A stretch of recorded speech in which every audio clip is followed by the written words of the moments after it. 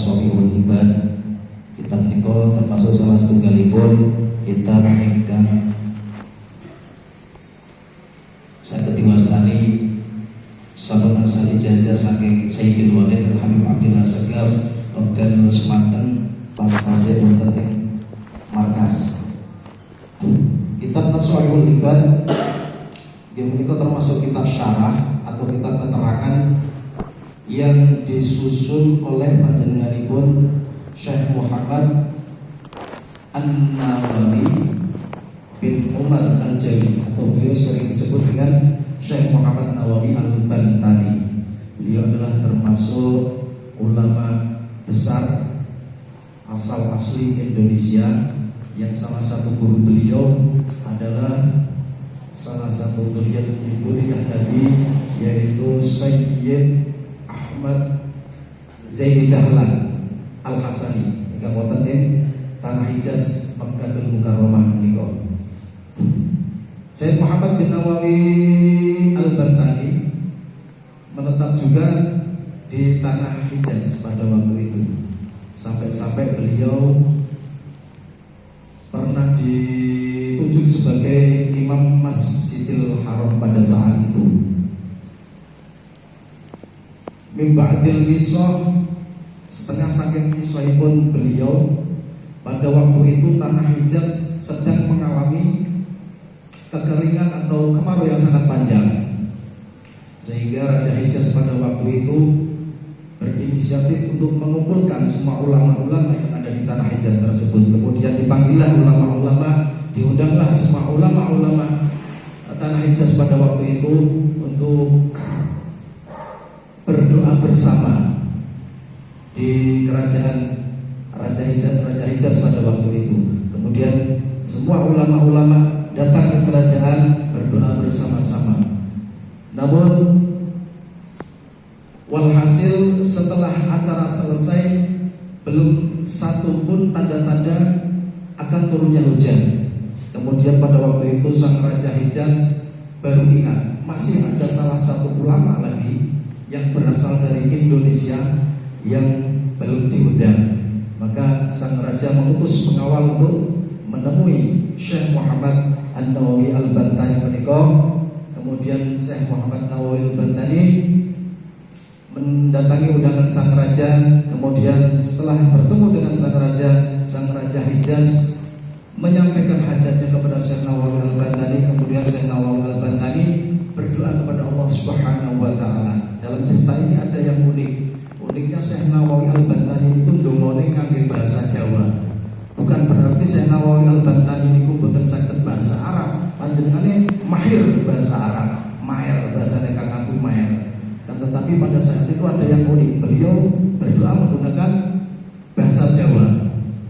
Dalam doanya, ya Allah, mpun dangu boten Jawa, kawula nyuwun Jawa. Mungkin pada saat itu sang raja atau ulama-ulama yang lain yang berasal dari Arab tersebut mungkin agak bingung apa sih kasih dirapal ini. Mungkin kata semekatan mungkin. Dan alhamdulillah setelah Syekh Nawawi Al-Bantani berdoa, kemudian tidak lama kemudian selang beberapa saat Allah Subhanahu wa taala menurunkan hujan di tanah yang sudah lama kemarau panjang tersebut. Bukan berarti berdoa dalam bahasa Arab tidak manjur, bukan berarti doa dalam bahasa Jawa itu yang manjur, akan tetapi semua kembali pada hatinya orang-orang yang dikasih oleh Allah Subhanahu wa taala, karena hatinya hati yang tulus, hatinya beliau hati yang bersih. Kemudian ada cerita lagi, biasanya di pemerintahan Arab Saudi dalam berapa tahun yang itu ada program pembongkaran makam beliau Syekh Muhammad Nawawi Al-Bantani, masih jasadnya masih utuh. Niku wonten kisah kados mekaten. Terus niki sebelum cerita saking pensyarah kitab Nasoihul Ibad niku Syekh Muhammad Nawawi Al-Bantani. Kenapa disebut kitab syarah? Karena kitab syarah tersebut menerangkan kitab yang sudah ada, kitab yang pertama kali atau kitab aslinya, yaitu dinamakan kitab matan. Kitab matan itu biasa masih dalam garis besar. Makanya diperinci lagi dengan adanya kitab syarah. Ada lagi yang lebih konkret lagi, namanya kitab Hasyiah. Nah ini Syekh Nawawi Al-Bantani mensyarahi atau menerangkan kitab yang dari kitab aslinya, yaitu kitab tentang mawaid atau nasihat atau yang berisikan nasihat-nasihat yang dikarang atau disusun oleh beliau Ibnu Hajar Al-Asqalani. Ibnu Hajar Al-Asqalani. Nek kula panjenengan tingali teng mriki niku jenenge rada unik.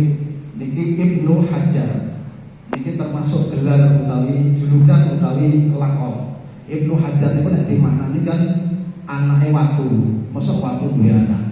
Niku nggih enten kisah kados mekaten. Wekdal Ibnu Hajar nyantri wonten ing pesantrenipun, pas wekdal niku termasuk Ibnu Hajar niku termasuk santri ingkang paling nuwun sewu paling gedhe. Ibnu Hajar itu termasuk santri ingkang paling bodoh, sehingga suatu ketika muncullah dalam dirinya Ibnu Hajar itu rasa keputusasaan. Setelah rasa keputusasaan itu muncul, Ibnu Hajar Al-Asqalani menemui gurunya, kemudian matur kalih gurunya nek cara sane niku bahasane badhe boyong saking pondok, ingin pulang untuk mengakhiri masa pendidikannya di pesantren. Walaupun sang guru pada waktu itu sangat berat hati, akan tetapi sudah tekad bulatnya Ibnu Hajar untuk mengakhiri pendidikannya. Kemudian gurunya pun mengizinkan. Maka pulanglah Ibnu Hajar ini. Pulanglah, delalah di tengah-tengah perjalanan itu hujan yang sangat lebat, udan deras. Kemudian Ibnu Hajar melihat sekeliling, mencari tempat untuk berteduh.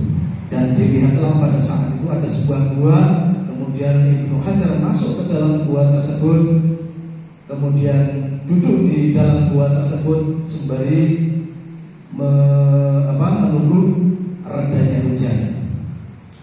Dalam duduknya Ibnu Hajar itu dalam gua terdengar suatu suara. Kemudian oleh Ibnu Hajar suara tersebut dicari, di mana sumber suara yang terdengar dalam gua itu. Kemudian dicari, akhirnya ketemu dalam gua tersebut ada sebuah suara. Ternyata suara tersebut adalah suara aliran air atau tetesan air yang menetes kepada sebuah batu. Dan tepat di atas tetesan yang kena air dari batu tersebut itu basa Jawane teko atau sudah terkikis.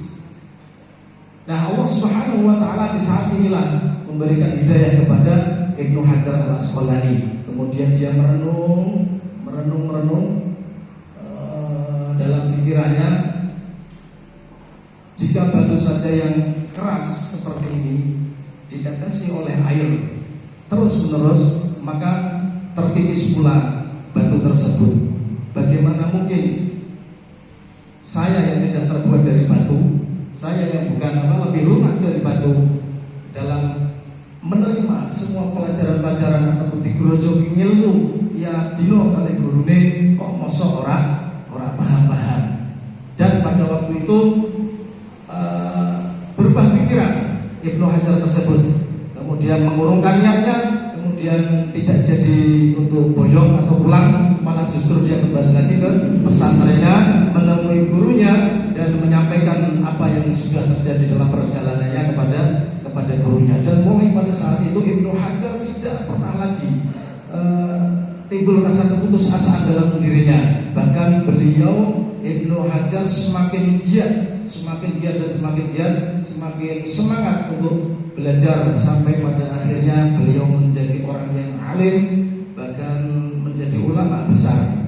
Sudah banyak kitab-kitab yang dikarang beliau Ibnu Hajar Al-Asqalani, termasuk kitab Fathul Bari, yaitu kitab syarah Sahih Bukhari. Kemudian ada lagi kitab fikih yang disusun oleh beliau, kitab Bulughul Maram, itu juga termasuk susunan atau dikarang oleh Ibnu Hajar Al-Asqalani karena beliau juga termasuk ahli hadis. Dalam Bulughul Maram itu disusun atau tersusun dari rangkaian-rangkaian hadis Rasulullah yang berhubungan dengan fikih, bab sholat, bab zakat, bab haji dan lain-lain sebagainya. Dan kemudian salah satu juga yang dikarang Ibnu Hajar Al-Asqalani adalah kitab yang disyarahi oleh Imam Nawawi tersebut, yaitu Nashihul Ibad, kitab matan Al-Mawaid, yaitu berisikan tentang nasihat-nasihat baik itu hadis dari Rasulullah, baik itu asar atau makalah-makalah dari para sahabat, kemudian makalah-makalah dari para tabi'in dan dari ulama-ulama lainnya. Niku mboten. Sementara pengenalan dulu keraton sampun rada teru disambung lain model malih.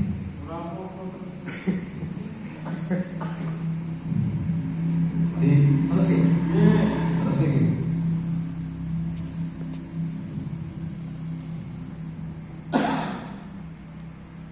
Kita mulai saking mukadimahipun. Niki ingkang pertama niku mukadimah saking Syekh Nawawi Al-Bahrani. Mukadimah niku wonten kalih. Yang pertama mukadimah pensyarah kitab, kemudian yang kedua adalah mukadimah dari Ibnu Hajar Al-Asqalani atau dari pengarang kitab matan tersebut. Bismillahirrahmanirrahim.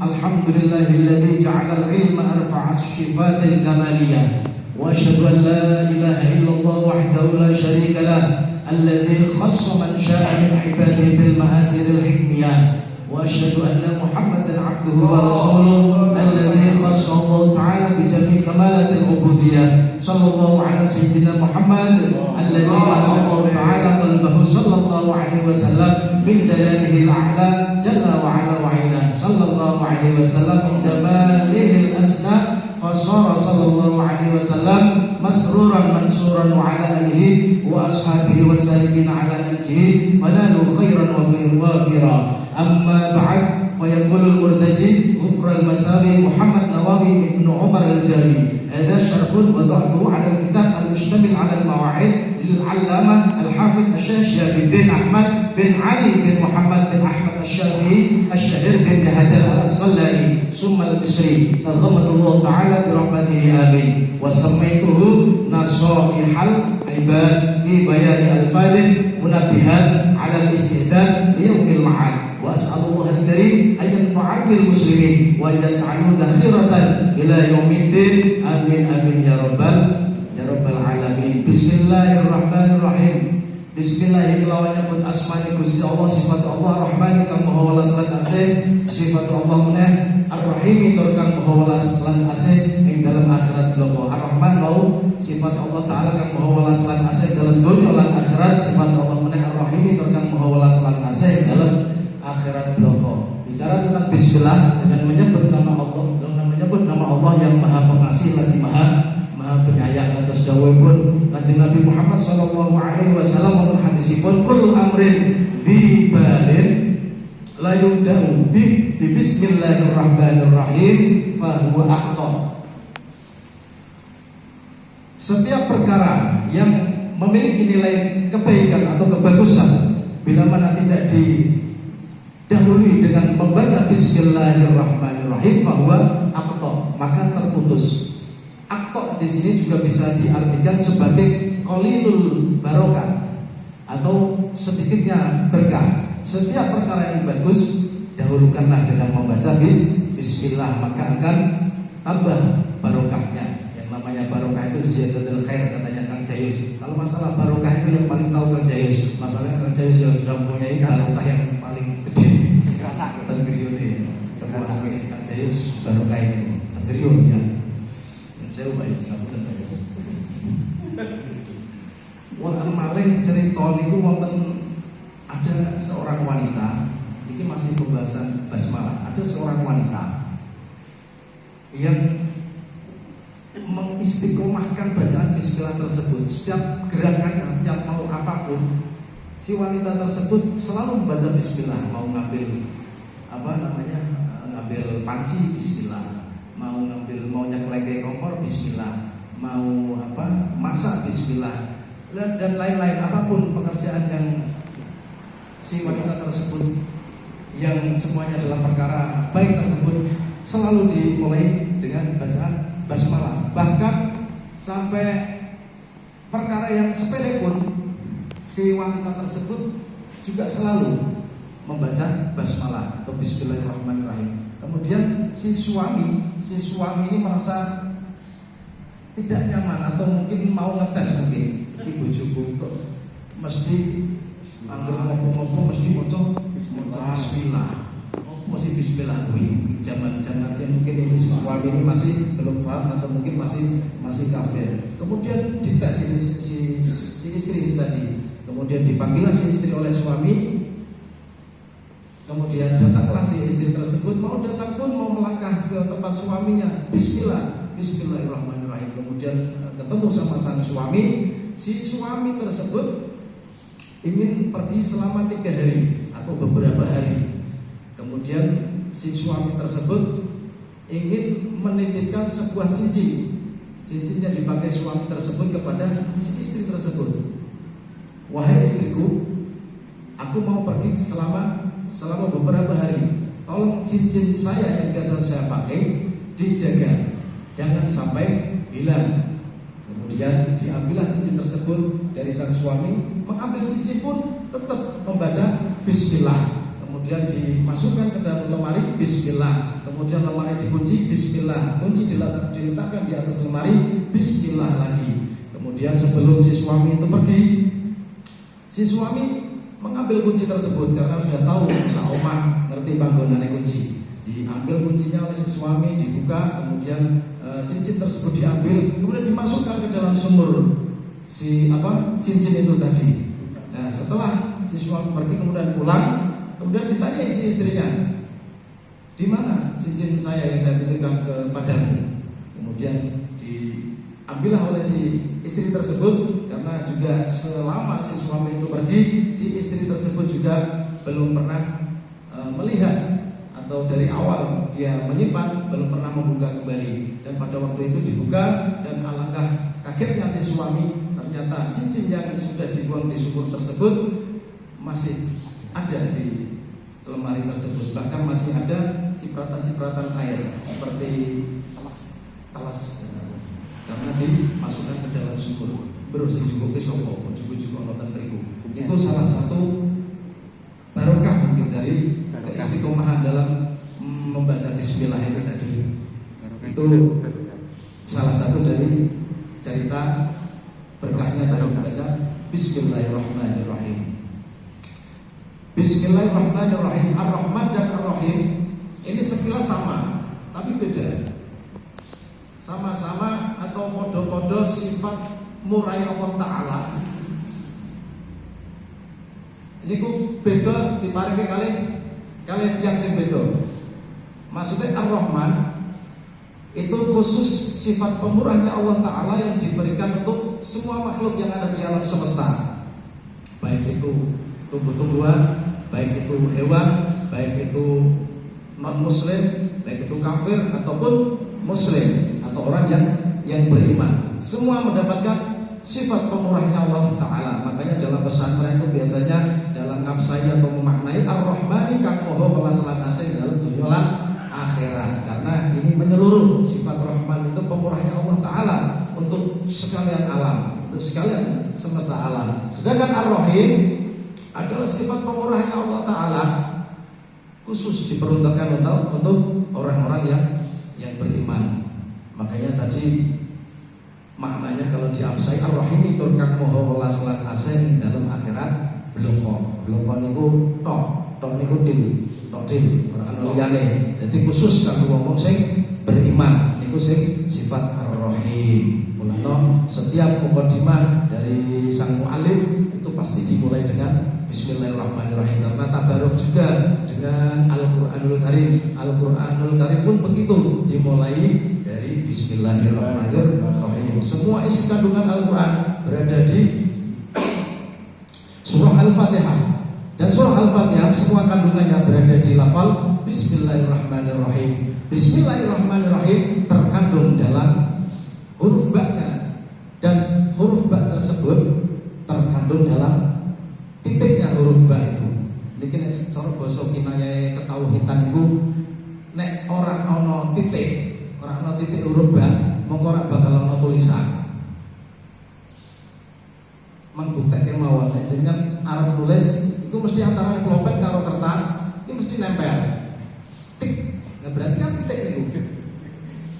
Jadi awal dari segala tulisan adalah huruf titik itu tadi. Kalau dalam kinayah ketauhidan seperti itu. Makanya kan Allah Subhanahu wa taala tidak akan mewujudkan apapun yang wujud kalau Allah taala tidak mewujudkan yang namanya Nur Muhammad. Mungkin kalau di dalam kinayahnya seperti itu. Nur Muhammad itu nopo kula mboten paham, mungkin saged dijelaskan oleh Nizar utawi Bro. Saya saged nerangake nopo sih Nur Muhammad itu. Allah taala tidak akan menciptakan sesuatu kalau tidak ada Nur Muhammad. Allah ini sami mawon iki, ora bakal ana tulisan, nek ora ana titik. Jajal nulis rasa ditempel kene kertas kambang. Yo goek. Gitu. Iku ngoten. Niki sementara bismillahirrahmanirrahim rumiyin tasih mukadimah dipun terasake niki malihaken berkah pun kapunten stu kula niku saking candhae mung kawula dene terasipun niku Yesus saking Allah Subhanahu wa taala. Rabbi fa'na bima ta'budu wa husna hormatihim amin fi tariqati wa ma'afatin al-fitnah ya rabbi bihi wa bi'alihim ajil bin nasri wa bil faraji. Sallallahu alaihi wasallam Muhammad wa ala sayyidina Muhammad walhamdulillahi rabbil alamin. Wassalamualaikum warahmatullahi wabarakatuh.